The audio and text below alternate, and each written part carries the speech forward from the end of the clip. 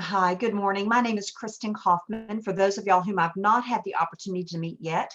And I'm the CEO and founder of a company by the name of Alignment. Alignment, from my perspective, is when someone or an organization or team loves what they do, they're good at it, but most importantly, it's tied to something much greater than themselves.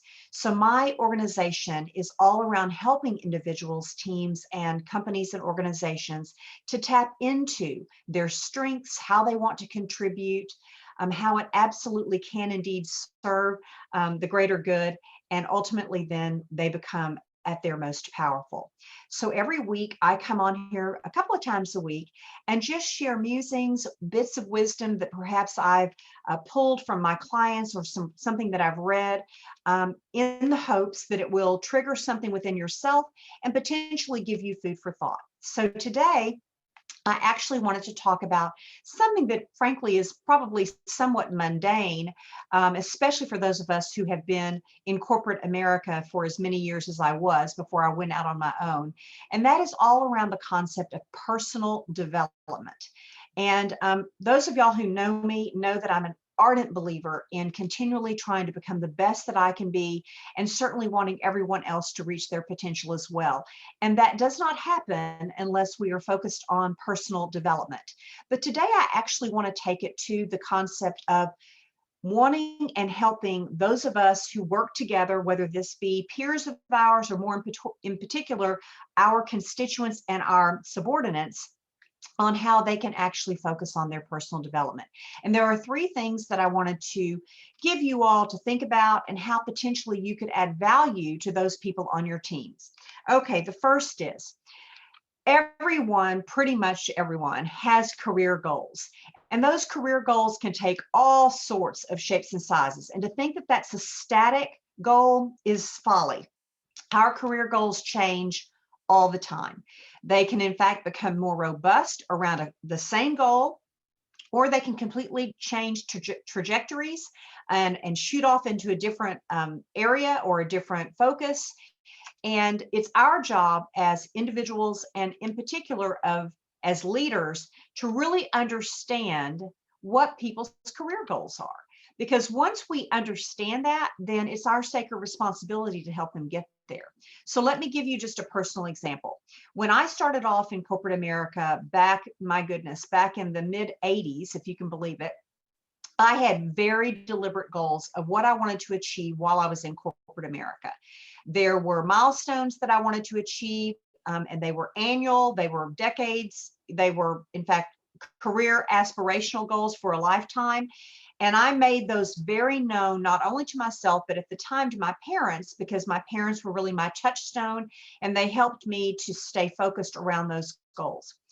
As leaders, it's our job to also be a touchstone for our employees and our the members of our team. So the first aha or tip that I'd like to share with you, it's not enough just to say to someone, share with me your career goals. It is ever more important to not only understand what their career goals are, but to help them map out a strategy to achieve those goals and to stay attuned to those goals as they change, because they absolutely will change as people evolve and grow and mature in their careers, whether it be in corporate America, as entrepreneurs, as small business owners, or as portfolio entrepreneurs, as I am. I have multiple businesses. It's important to tap into what those career goals are and to help them get there. So that's point number one. And making that a priority with daily, weekly, monthly, quarterly, and annual conversations with our employees and our team members. It's just amazing how that will help them, and ultimately it will help you. So that's number one. Number two, we all have financial goals. And to think that we don't have financial goals, again, is just folly, because all of us have to make money while we're on the planet Earth. It's not enough to say that we have, charitable goals and we want to just, live on the earth. Yes, that is possible, but most of us have financial goals, not only for our own well-being, to prepare for our retirement, to pay for college educations, to create a lifestyle that we want to live, but also so that we can give a lot and we can give back to the world and we can help those that are in need.